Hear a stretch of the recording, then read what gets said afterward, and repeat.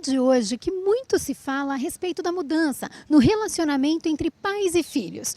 A independência precoce, a fragilidade dos laços, o anseio por viver experiências com rapidez são sinais dessa transformação. Mas de tudo isso, qual será a mudança que mais assusta os pais? É ruim de você lidar com eles, né? Principalmente hoje em dia que o pai e a mãe trabalham, né? Então fica muito difícil. Porque eu também tenho adolescente, né? Então eu trabalho, meu esposo trabalha, então fica difícil, né? A violência, né? E as escolas também, então tá difícil. A falta de respeito de pais para com filhos e filho para com os pais. Antigamente havia um respeito maior. Muito maior. Muito maior. Aquela história, bastava o pai olhar e o filho já sabia o que o pai estava dizendo. É o amor, que não tem mais amor entre pais e filhos, você entendeu? Então eu acho que deveria de ser como era antigamente. É isso daí. Antigamente era maior. E maior. E bem mais respeitado. É, muito... As crianças saem muito pra rua, ficam muito desanimadas, sabe? Faz coisa errada e ninguém gosta disso. Você acha que mudou muito o comportamento deles? Mudou muito, não respeita ninguém, não respeita os pais. As minhas filhas é diferente, que eu dou muita educação para elas. Eu dou e quero respeito com elas e quero dar respeito para os outros também. O que mais me assusta é a liberdade sem responsabilidade. Porque hoje os jovens querem uma liberdade sem responsabilidade. Eu acho que os pais, dando dinheiro, acham que vai resolver. Eu acho que você tem que dar liberdade com responsabilidade. Porque não adianta o pai dar dinheiro, dar um iPhone, iPod, iPad e não ter um diálogo entre um entendimento maior entre mãe e filhos, pais e filhos, né, na realidade. Porque se não segurar, a nossa juventude não vai ter jeito, porque eles não têm limites. Eles gritam por limites e nem sempre os pais entendem. Eles acham que com o dinheiro resolveu tudo. Um lar é construído com amor e respeito, não com dinheiro e modernidade. Eu sou pelo ser e não pelo ter. Questões como sexo e drogas sempre foram tabu. E parece que em pleno século XXI, para muitos pais, ainda é muito difícil tocar nestes assuntos. Não muito, mas é um pouquinho complicado, não é tão simples. Mas é difícil. Para mim foi muito fácil, porque na minha família eu fui rebelde, mas eu fui rebelde com responsabilidade. Eu casei e não era mais virgem. A minha filha levou as alianças na igreja, só que eu fiz tudo com responsabilidade. E dei esse direito para as minhas filhas, com responsabilidade. Se você engravidar antes, se você tiver um filho, a responsabilidade é sua e não da mamãe. Porque não adianta você pregar uma coisa, não vou falar de sexo com meus filhos. Você tem que aprender isso em casa, com os pais, não só na escola, porque a escola não educa, a educação é de berço. E a responsabilidade de educar são dos pais e não dos mestres. Há quem diga que o diálogo está desaparecendo. Entre os dois, né? Entre pais, filhos, falta bastante. Pela correria mesmo do dia a dia, você está tão soberbado de tanto trabalho que você acaba não tendo tempo para conversar com os filhos. Falta bastante diálogo. Falta diálogo mesmo, tanto com o pai para o filho e o filho com o pai também. Falta e muito, porque muitas mães às vezes deixam os filhos no clube, deixam os filhos numa academia. Gente, filho precisa de colo, carinho, limite, aconchego e se sentir amado e respeitado acima de qualquer coisa. Mas então, qual é o segredo para se ter uma boa relação com seus filhos? Segredo. Olha, eu sou cristã, né? Então eu creio muito que quando você tem uma educação baseada, né, no cristianismo, por exemplo, você consegue ter parâmetros melhores e maiores para você direcionar a educação do seu filho.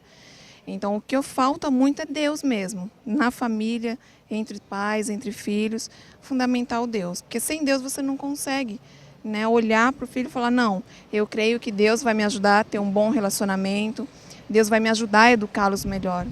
Falta de Deus. Conversar sempre. E sempre estar junto com ele. Né? Obrigada.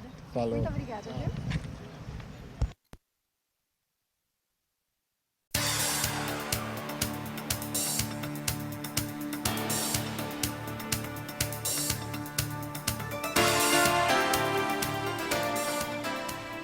Muito boa noite, meu amigo, minha amiga. Nosso encontro de todo final de noite, nosso ponto de encontro, programa Ponto de Equilíbrio. Você já sabe, novo horário de segunda a sexta, meia-noite. Acesse o nosso site www.programa.deequilibrio.com.br. E hoje é com imenso prazer que eu recebo a minha amiga Suzy Camacho, atriz, psicóloga. Suzy, prazer enorme te receber aqui. Nossa, o prazer é meu estar aqui com todos vocês, te revendo depois de tanto tempo. Não vamos falar os anos que entrega a idade, né? Ninguém sabe. Alguns anos, né? Alguns, pouquinhos anos, não é verdade? Mas que bom, que prazer estar aqui, sabendo Obrigado. que você está fazendo um programa com esta qualidade que pode realmente trazer muita informação para a família. Obrigado, Suzy. É um prazer enorme te receber. E hoje nós vamos falar sobre um tema interessante, muito interessante, a educação dos filhos. A Suzy é expert nessa área e vai nos dar dicas para você pai, para você mãe, para você filho também, porque depende de todo mundo. Ah, com certeza. É isso aí, Suzy. Como está a convivência de pais e filhos hoje em dia, melhorando, piorando, esse acesso à informação que o jovem tem hoje em dia, o adolescente, como é que está o relacionamento familiar? Infelizmente piorou muito. Em que aspecto? As pessoas pouco se conversam. É mais fácil elas se contactarem através dos meios eletrônicos do que no olho, até porque hoje em dia, infelizmente, o jovem praticamente não olha para você quando ele está conversando. Ele está sempre digitando alguma coisa, está sempre antenado de alguma forma e mal olha para quem conversa com eles.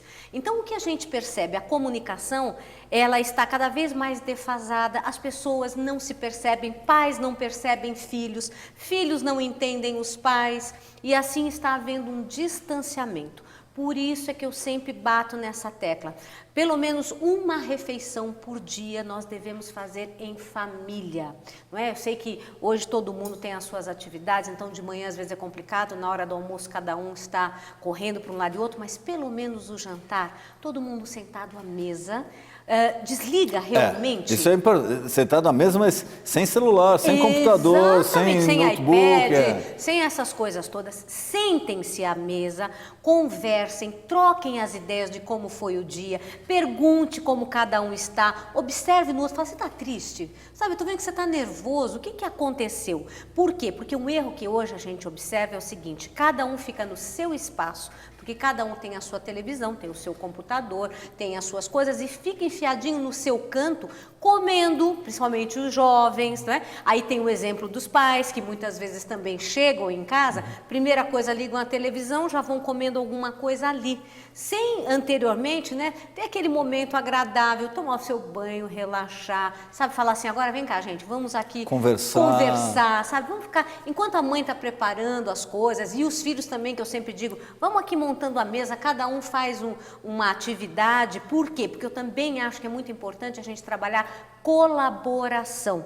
Porque o que eu vejo é que hoje os jovens estão muito acostumados a receberem as coisas, mas eles não colaboram, então não amadurecem em certas áreas que são fundamentais até para o lado profissional deles, até para que eles tenham responsabilidade. Então, como eu disse, comunicação, sentar-se à mesa, sabe, desliga tudo, vem para cá, conversa, o toque.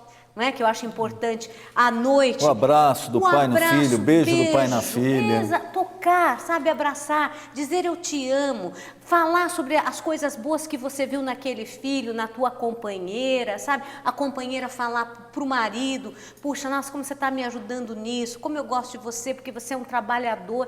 Quer dizer, as pessoas pouco se elogiam, que é uma outra coisa que eu vejo diante, assim, do dia a dia das famílias.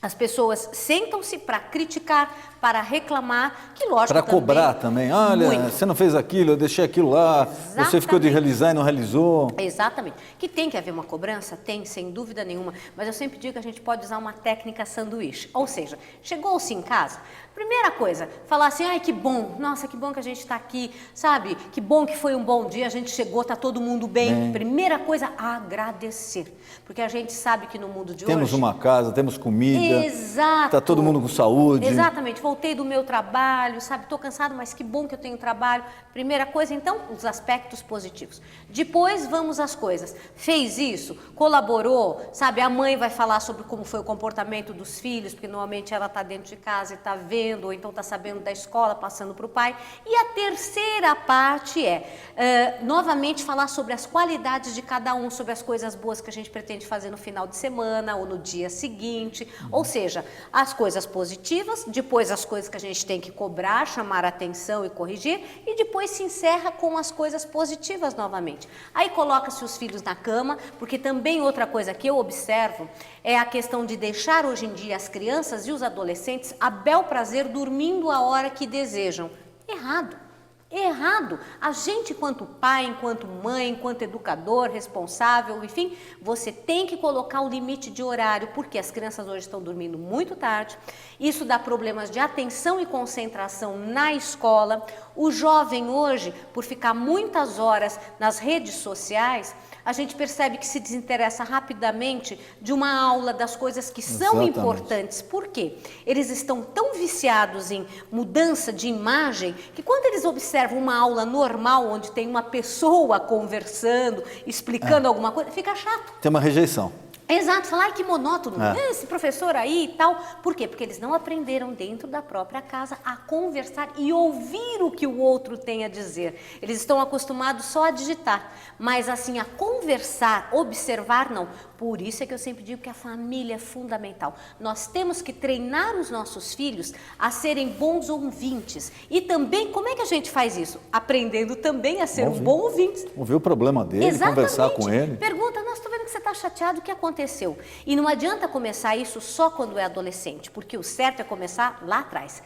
Quando a criança é pequena, a gente começa a perguntar, ouvir o que ela tem a dizer. Quantas vezes eu observo que a mãe ou o pai está resolvendo alguma coisa e a criança chega e fala, pai ou mãe, sabe, aconteceu? Tá, espera só depois a gente fala. Exatamente. E aí não fala, porque até você pode falar, não, espera um minutinho, estou aqui no telefone, eu estou terminando isso, a gente já conversa, mas não retoma, esquece. Ou então a criança está falando, ao invés de você parar o que está fazendo e olhar nos olhos para ensiná-la amanhã a ter o mesmo respeito por você, porque você que tem que mostrar que respeita o que ela está dizendo. Não, você vai falando assim, vai falando, sim, tal. Entra por um lado, sai pelo outro. Exato. E acabou. E amanhã essa criança vai ser aquele jovem que quando você estiver falando, ele, vai ter tá a mesma bom. atitude. Exato. E a gente, eu vi outro dia num restaurante, uma criança tentando puxar assunto com os pais, a mãe tirou da bolsa um iPad, acredito, ligou um joguinho e falou, peraí, eu estou conversando com o seu pai, depois a gente fala, e colocou lá, e a criança pegou, ficou mexendo lá no iPad e não conversou mais com os pais. Acredito. E, aliás, esse é um recurso que está sendo muito utilizado como uma babá eletrônica, não é? iPad, iPhones, os joguinhos, enfim. Os pais, para que as crianças fiquem quietas e não interajam, e porque eles sentem que não têm controle sobre o comportamento, dão esses joguinhos para a criança ficar ali, ficcionada. Ou seja, estão perdendo a oportunidade de socializar essa criança para que ela saiba conversar, para que ela saiba esperar, para que ela saiba ficar menos ansiosa quando ela tiver que ficar sentadinha ouvindo alguma coisa. Se ela não foi treinada, porque os pais deram sempre alguma atividade para ela estar fazendo, e não acho ruim que dê uma atividade, como por exemplo, pega um papel e caneta, faz a criança desenhar. Desenha, não é? Isso é diferente de deixar simplesmente a criança passiva, olhando uma telinha e só digitando. Então, pelo menos, se você quer que a criança fique ali numa atividade, dê algumas atividades que trabalhem coordenação motora, que trabalhem criatividade, porque ela tem que criar alguma coisa para desenhar, para pintar. Mas o ideal é interagir com uma criança, para ensiná-la que ela vai ficar sentadinha à mesa assim, e isso começa dentro de casa, porque quando a criança está sentada, dali a pouco ela levanta, aí a mãe vai com o prato atrás, dando comida, você entendeu? E tá errado, tem que falar. Vira adolescente, pega comida, leva para o quarto. Exatamente. Já lá está com o computador ligado, com o telefone, etc. Porque, eu não sei, eu sou leigo na área, mas o que a gente como pai observa. Para mim, existem meias verdades nessa história. Sim. Primeiro, a informação é importante, é muito importante, as pessoas têm que ter acesso, e a internet tem um lado muito bom, mas tem um lado muito ruim. Por quê? Fala, não, olha, ele sabe fazer ou ela sabe fazer tudo no computador. conversa mole, sabe fazer só o que interessa a eles, de tal de Facebook. Se você pede um trabalho no computador, não sabe fazer. É verdade. E está se criando uma geração, para mim, de tímidos, porque eles se fecham no mundo dele dentro da informática. Perfeito, exatamente. Eles mal sabem conversar entre si, porque eles utilizam sempre os mecanismos das redes, né, sociais para se comunicar, mas no fundo eles não sabem ter um papo até com uma menina.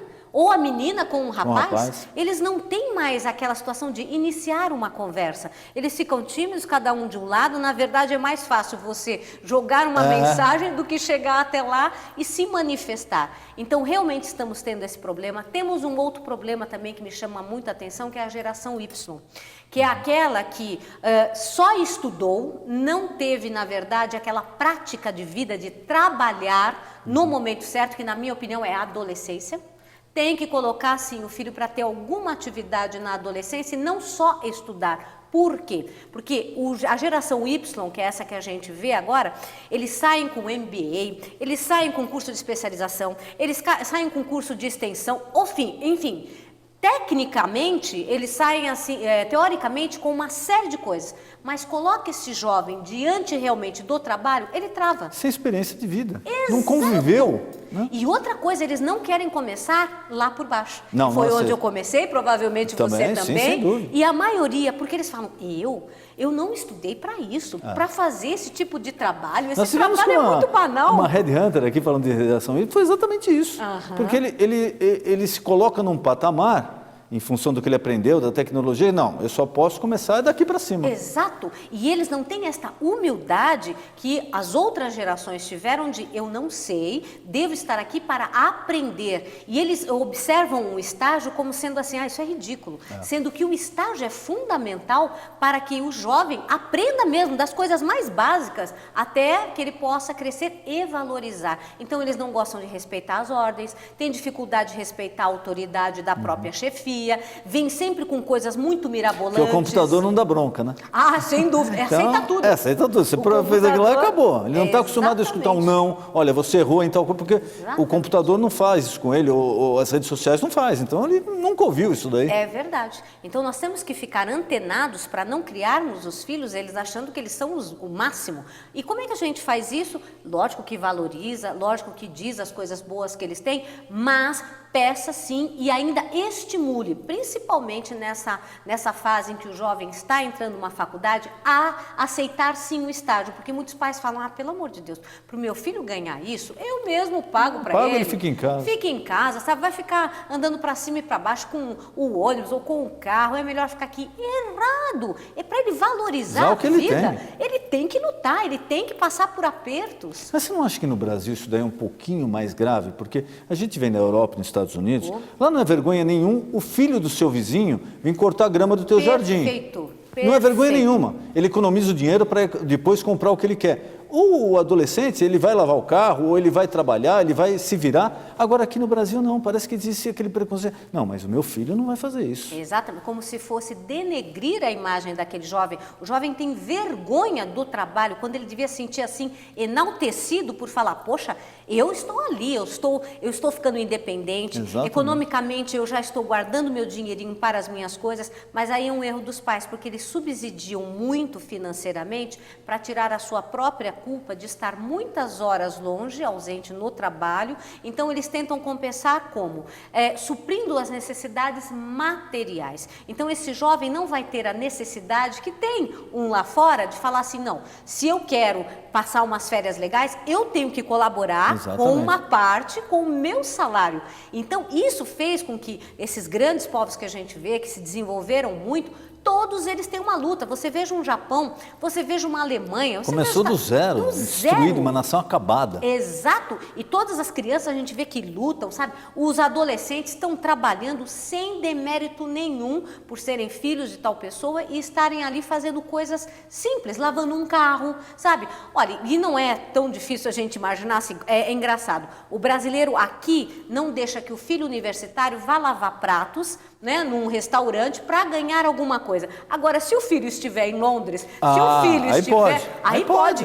Esse trabalho, gozado mesmo. não é verdade? Não, ele vai ser, porque geralmente são subempregos. Lavar prato em Londres pode, em São Paulo não São pode. Paulo não pode, você entendeu? Olha, você lavar carro em Londres, ok. As meninas, quantas babás nós conhecemos, as babysitters lá nos Estados Unidos, que são universitárias e que trabalham como babás, não é? Então, aqui não, pelo amor de Deus, a minha filha está sendo universitária, vai fazer esse trabalho de jeito nenhum, sabe? Vai ser aquela babysitter de final de semana, tudo de... Não. Então, é uma mentalidade errada. Quando, na verdade, o trabalho enobrece mesmo, prepara a pessoa para a vida, dignifica. Ocupa a pessoa, ocupa a cabeça da pessoa. Porque nós temos o problema da ociosidade, que a gente sabe, leva às drogas, leva às más companhias, leva às condutas delinquentes, que a gente tem observado nos jovens. Quem não tem o que fazer e não produz, infelizmente se desvia, vai para caminhos que são caminhos que a gente não deseja para um filho. Então a gente tem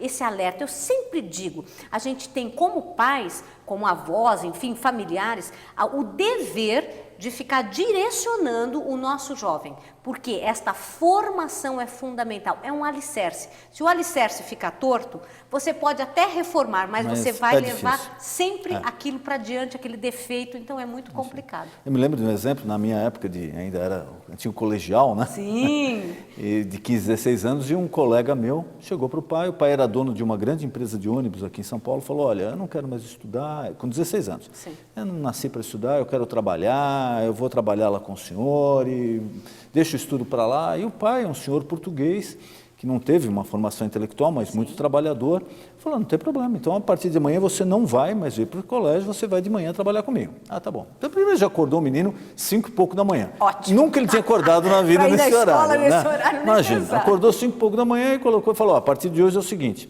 ou você 5 e meia da manhã está pronto para vir comigo, ou você vai ter que pegar um ônibus para ir até a empresa.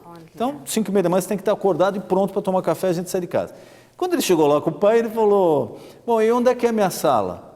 Ele falou, a sua sala? Ah, peraí, chamou o encarregado e falou, mostra para ele lá onde é que ele vai trabalhar.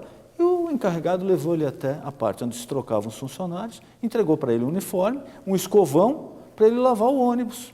Nossa. Aí ele falou, não, mas você está enganado, eu sou o filho do dono. Ele falou, não sei o que ele mandou. Ele foi lá reclamar com o pai, não, pensei que eu ia estar aqui em uma sala ao lado do senhor. Ele falou, não, você tem que começar por lá, você não quer trabalhar? Você vai começar lavando o ônibus, depois de lavar o ônibus você vai ajudar na manobra do ônibus na garagem, depois vai... Quem sabe um dia, se você mostrar mérito, você vai estar nessa sala aqui. Mas não é porque... No dia seguinte ele voltou para a escola. Claro. No dia seguinte, ele não era fácil, ficou lá né? um dia e voltou para a escola. É isso, eu falo que isso é sabedoria. Você não briga, mas você faz a pessoa passar pela experiência para ela até valorizar o que ela tem. Porque senão a gente passa uma imagem de que tudo é fácil. E nada é fácil. Nada. Tudo. Todas as pessoas que a gente observa que foram bem-sucedidas na vida, você vai ver que elas não chegaram lá em cima à toa. Elas sempre começaram de baixo, aí tiveram tempo de aprender, né, desterrar em coisas que não, digamos assim, não desmanchou o seu sonho. Errou aqui e ali, pois foi crescendo gradativamente e atingiu.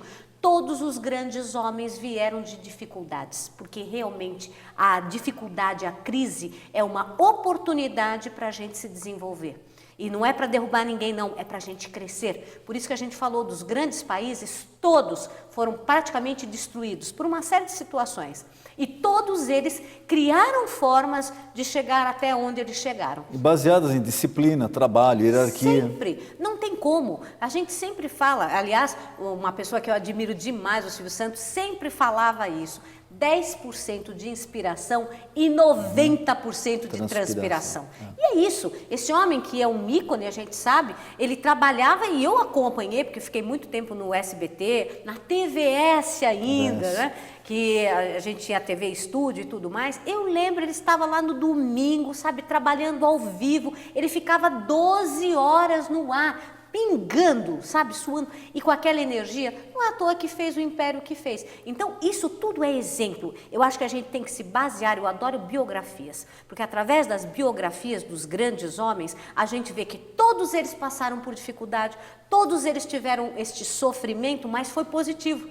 porque a pessoa criou uma força interna para chegar e alcançar aquilo que elas desejavam. E sempre citam esse exemplo, né, Suzy? É gozado. Ou meu pai fez isso comigo para eu aprendi, ou senão a vida forçou e eu tive que superar isso daqui, porque não tinha ninguém que ia fazer por mim. Exatamente. É o exemplo mais básico, né, que a gente vê. A maioria dos adolescentes joga a roupa no quarto, não se preocupa em nada. Qualquer país desenvolvido, se jogar a roupa no quarto, independente da classe social, Sim. a roupa vai ficar no quarto. Exato. E vai ter que lavar, Vai ter e vai que ter que lavar. ajudar a aspirar a Exatamente. casa, É. e vai ter que ajudar a levar o cachorrinho. Tirar o lixo da casa. Exatamente. Vai ter que lavar o cachorrinho, não é só pet shop. E isso não é demérito nenhum, pelo contrário. Ao contrário, o que a gente vê é que se torna uma pessoa mais preparada para a vida. Por quê?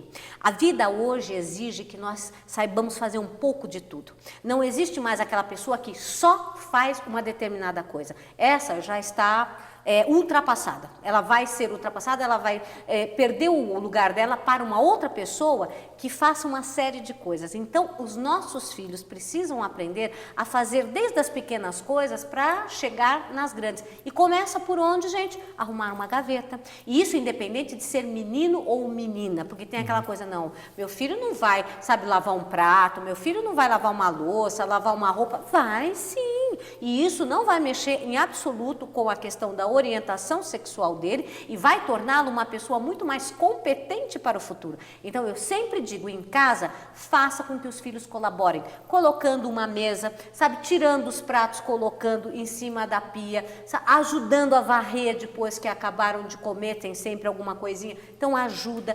Isso faz com que, além do jovem se sentir competente, preparado para a vida, valorizar o que tem, ele sente que ele faz parte da família, porque ele sente que ele está sendo importante para o bem de todos. Suzy, a televisão, como todo grande meio de comunicação, usada para o bem ou para o mal, é complicado. Hoje, os pais se deparam com um grande problema, que é a droga. A droga, infelizmente, tem proliferado, tem crescido. A prevenção é a melhor forma, a conversa, etc. Mas aonde você acha que também pode-se ser um pouco mais incisivo? Porque, às vezes, um conceito meu, eu acho que você acaba passando muito a mão na cabeça do consumidor, como se ele fosse ingênuo, como se ele não soubesse nada. E hoje, ele recebe essa informação. Quer dizer, um jovem de 16 anos, você precisa falar para ele que a cocaína mata? Não, ele sabe que mata. Que a maconha vai levar ele a um vício e vai morrer? Não, ele sabe. Que a droga mais pesada, o crack, ele sabe. Agora, me parece que às vezes a sociedade, os pais acabam passando... Não, o problema é o traficante. Ok, lógico, isso é o pior que existe. Não existe nada pior que o traficante. Mas também ele existe porque tem quem consome. Sim, sim. Será que você não chegou uma hora da sociedade se impor um pouquinho quanto a isso?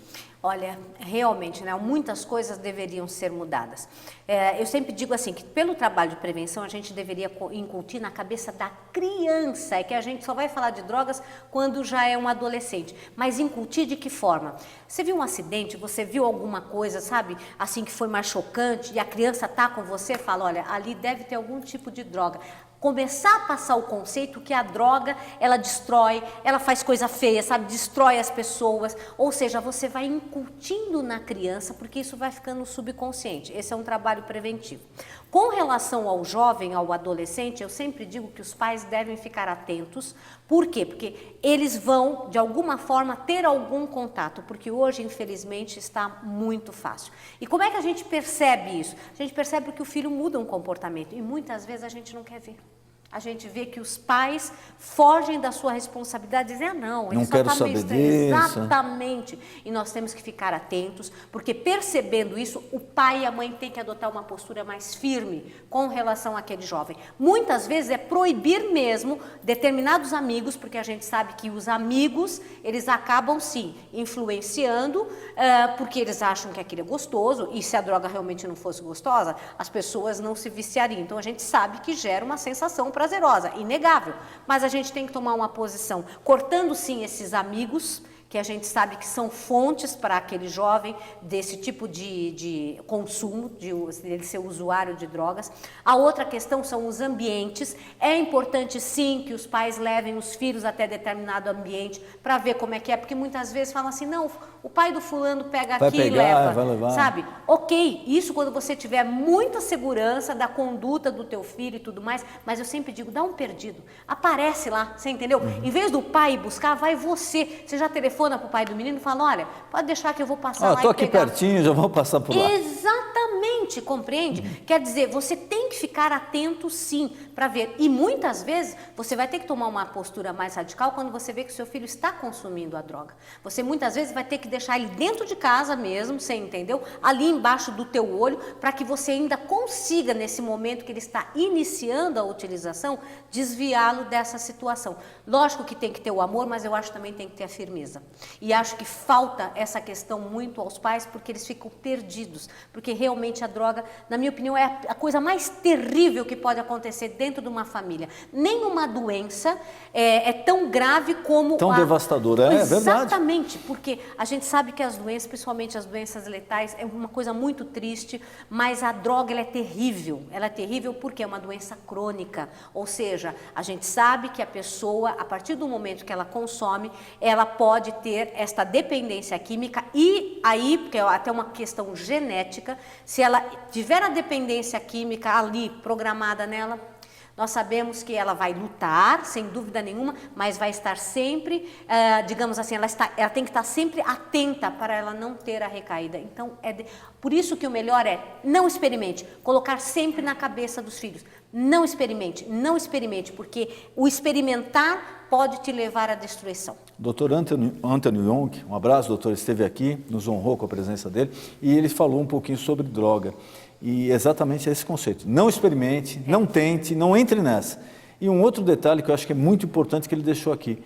Essa história que a maconha é uma droga leve é a maior mentira que existe. É pesadíssima. Exatamente. Pesadíssima. Vicia, causa dependência e leva a drogas mais pesadas. Exato. E destrói as conexões cerebrais. A gente sabe que hoje a maconha ela está geneticamente modificada. Ele comentou sobre isso. É exatamente. Fato. Então, aquilo que na década de 60 se levava, digamos assim, meses e anos de consumo para gerar dependência, hoje é na segunda, terceira vez. Se a gente sabe que tem skunk, que é fortíssimo, né? Que a pessoa usa e a gente sabe que praticamente em seguida você vai ter essa dependência de querer mais e mais e mais. Então nós temos que passar esse conceito que a droga, seja ela qual for, ela é letal, ela vai acabar com a vida daquela pessoa. Se não de maneira concreta, ela destrói o que a pessoa tem ao redor. Então a gente tem que bater muito nessa tecla para que isso venha na cabeça dos filhos e olho constante.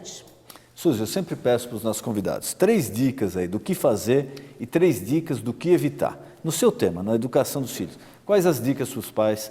Esse daqui é um caminho legal, vai por aqui. E 3 atitudes que os pais teriam que evitar. Bom, como eu disse, estar junto ao filho, olho no olho. Por quê? Porque você vai perceber as intenções dele, você vai ensiná-lo a respeitar aquele que conversa e você vai mostrar que ele é importante, porque você para o que está fazendo para ouvir o que ele tem a dizer.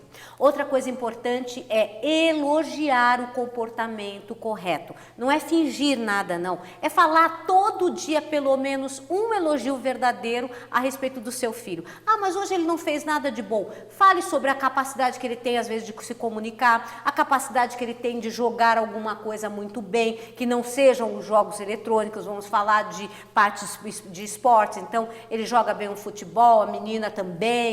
Enfim, fale sobre alguma característica positiva daquele filho. Não olhe só os defeitos, veja as qualidades. E outra parte muito importante, diga sempre que o ama, porque independente da atitude que ele teve, você pode falar assim, não gostei da sua atitude, mas eu te amo e por te amar é que eu estou sendo severo, é que eu estou chamando a sua atenção. O que não deve ser feito é fingir que nada aconteceu. A gente tem que sentar, tem que olhar e falar, escuta, eu vi que isso aconteceu, ou então olha no olho e fala assim, escuta, eu estou percebendo que tem alguma coisa errada. Você, nesse momento, tá me passando, eu não estou confiando naquilo que você está dizendo. Ou seja, não deixa as coisas irem assim, é uma coisinha aqui, outra ali. Quanto antes você corrigir uma conduta, mais rapidamente você terá uma resposta positiva. Outra questão, não substitua afeto verdadeiro por coisas materiais, porque muitas vezes os pais fazem isso, tentam compensar a sua ausência dando coisas. E terceira situação, cuidado com o seu exemplo, ou seja, o que você fizer diante do seu filho, ele vai ter a tendência a reproduzir. Então, cuidado com a bebida, cuidado com as palavras que você diz, cuidado como você dirige, como você trata os familiares, porque amanhã ele também vai agir assim com você. Suzy, infelizmente nosso programa está acabando, a gente passaria aqui a noite inteira conversando. Eu queria mais uma vez te agradecer, foi um prazer enorme tê-la recebido aqui. Queria te colocar nossas câmeras, as suas considerações finais, algo que eu não perguntei, algo que você acha importante para o nosso telespectador, fique à vontade. Olha, muito obrigada. Eu tenho um livro que é chamado Guia Prático dos Pais, onde eu falo desde a fase intrauterina até a fase dos 18 anos, aquelas situações que são mais comuns. Então, quando é pequenininho, a criança que usa chupeta, como é que você tira, a criança que só quer dormir com os pais, criança que tem medo de ficar sozinha, depois entra na fase dos estudos, como é que você estimula o estudo, depois chega na fase das drogas, como é que você trabalha isso com o seu filho para tentar a prevenção, a parte do sexo, como é que você fala sobre sexo com o seu filho e como é que você vai criar esta intimidade para que ele tenha segurança com relação às tuas posturas. Também falo sobre a questão, infelizmente, da separação, que hoje é uma realidade, como é que você pode agir para minimizar os problemas que uma separação pode gerar no seu filho. Tudo isso no Guia Prático dos Pais, que é da editora Paulinas, mas que pode ser comprado em todas as livrarias ou então pela internet. E quero sempre deixar aqui esta importância, na minha opinião, deste gesto dos pais sentarem-se à mesa. Pode parecer um gesto assim muito simples, que não vai trazer consequências positivas, mas as pesquisas lá nos Estados Unidos demonstraram que os familiares que sentavam-se à mesa e conversavam com os filhos tiveram uma incidência muito pequena de filhos que foram usuários de droga. Então, o que isto quer dizer? Que se você semeia este respeito na sua família, provavelmente o seu filho vai para o bom caminho. Então, vamos lá, sente-se à mesa, converse olho no olho, porque o seu trabalho é maravilhoso. Você está formando um ser humano. Então, vamos fazer da melhor maneira possível. Suzy, muito obrigado. Foi um prazer enorme te rever e te recebê-la aqui. Foi um prazer todo para mim e espero que vocês de alguma forma possam ter absorvido alguma coisa para ajudar a gente a ter uma família cada vez melhor. Um beijo a todos e até breve, se Deus quiser. Obrigado. E você já sabe, de segunda a sexta-feira, meia-noite, nosso ponto de encontro, o programa Ponto de Equilíbrio. Boa noite.